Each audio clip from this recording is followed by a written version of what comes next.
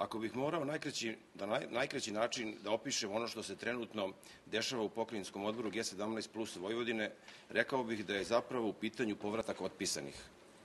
Naime, makoliko unutar G17 plus znali da će pokrajinski odbor Vojvodine uz temeljan i sistematski rad prerasti u respektabilnu političku strukturu u pokrajini, za širu javnost imali smo upravo reputaciju otpisanih.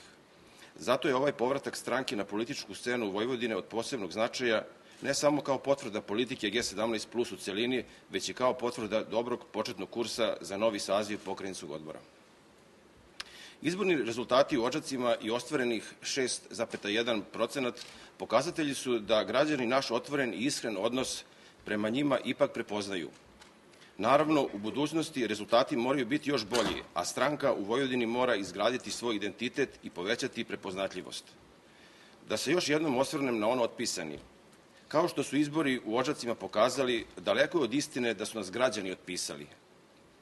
Čak i pokušaj istraživača javnog mnjenja da minorizuju G17 plus u Vojvodini, svodeći stranku i njen uticaj na nivo statističke greške, nije urodio plodom. G17 plus u Vojvodini je aktivna i razvijena politička struktura koja u svakodnevni rad i prisustvo na terenu ima potencijal za brz i održiv napredak.